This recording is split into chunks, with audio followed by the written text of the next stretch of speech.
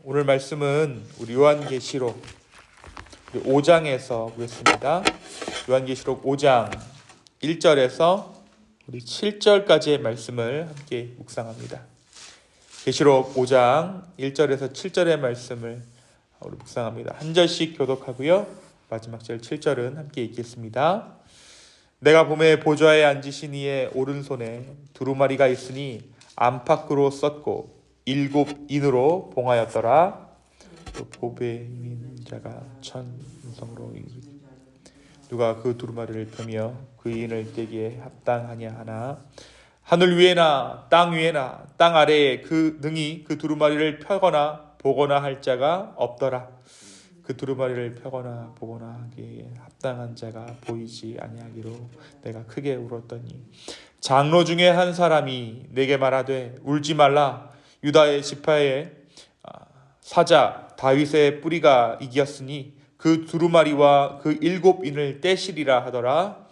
내가 또 보니 보좌와 네 생물들과 장로들 사이에 한 어린 양이 서 있는데 일찍이 죽음을 당한 것 같더라.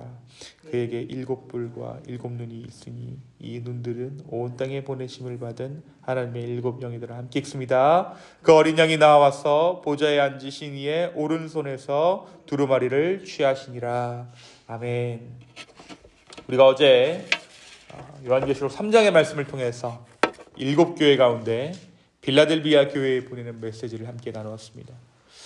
빌라델비아 교회는 교세가 큰 교회는 아니었지만 규모가 작은 교회였지만 환난 가운데 믿음을 굳건히 지켰던 교회였습니다. 주님께서는 그러한 빌라델비아 교회를 책망 없이 칭찬하셨습니다. 이제 오늘 우리가 함께 묵상할 요한계시록 5장의 말씀부터 계시록 2막이 시작됩니다.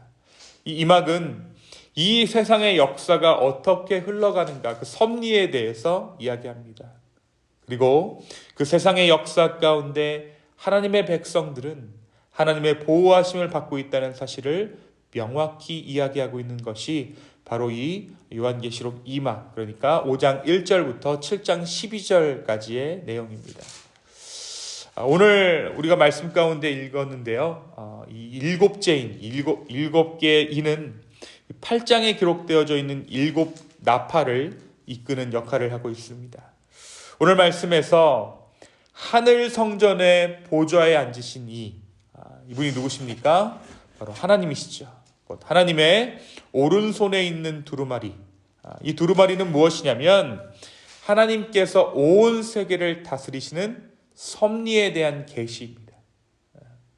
그 두루마리에 쳐져 있는 7개의 인을 떼고 이 두루마리를 펴서 볼 때에 하나님께서 이 세상을 다스리시는 그 섭리, 그 뜻을 온전히 이해할 수 있게 되는 것이죠.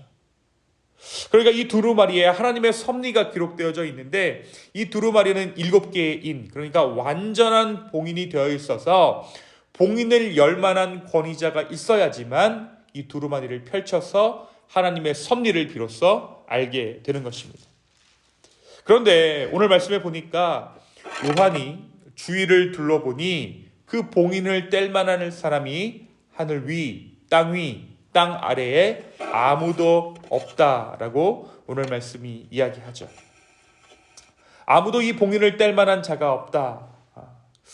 사람 중에 이 하나님의 섭리를 깨달을 만한 자가 아무도 없었다라는 것을 의미합니다.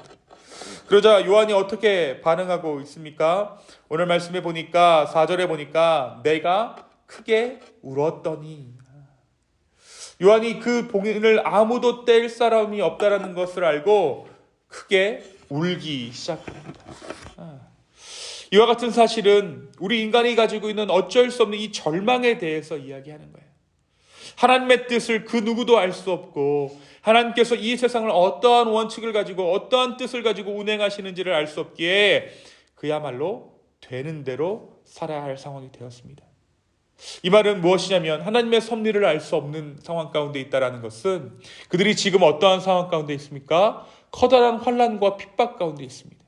그러니까 섭리를 알 수 없을 때에는 이 환난과 핍박이 곧 멸망을 의미하고 종말을 의미할 수 있다는 것이죠. 사람들이 희망 없는 절망 가운데 갇힐 수 있다는 것입니다. 왜냐하면 하나님의 섭리를 깨닫지 못하기 때문이죠.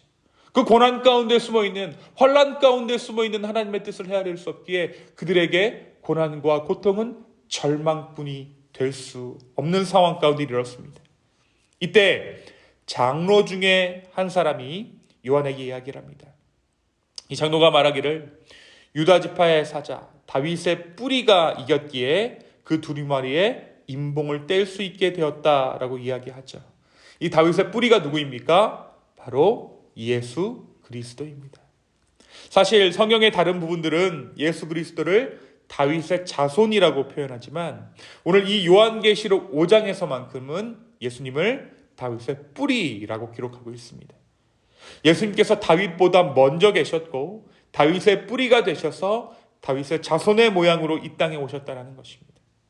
바로 그때 요한의 눈앞에 나타난 것은 어린 양이었습니다.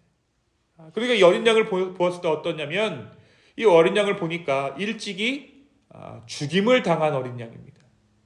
다시 말해 제물로 사용되었던 어린 양이죠. 그런데 이 어린 양에게 7뿔과 7눈 곧 하나님의 7영이 임해 있습니다. 이는 그 어린 양에게 창조주의 권세와 능력, 온 땅을 다스리는 권세가 있었음을 보여줍니다. 이렇게 사자로 소개된 어린 양이 그 보좌에 앉으신 하나님 앞에 나아가 그 두루마리를 받았다라고 오늘 말씀이 기록하고 있죠. 이 어린 양이 누구를 의미합니까? 하늘의 하나님으로부터 이 두루마리를 전달받은 어린 양은 바로 예수 그리스도입니다.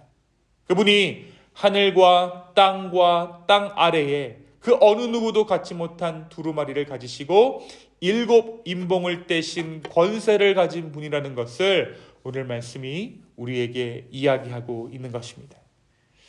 사랑하는 성도 여러분, 오늘 말씀 우리에게 무엇을 말해주고 있을까요? 오늘 말씀에서 인봉이 떼어지지 못한 이 두루마리를 본 요한의 반응을 우리는 좀 주목해야 합니다.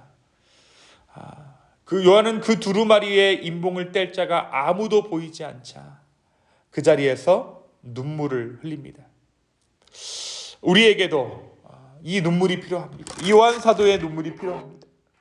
극심한 고통과 사랑하는 사람들을 잃어버린 아픔의 현실을 딛고 일어서야 했던 이 초대교회의 성도들의 무기는 바로 눈물의 기도였어요.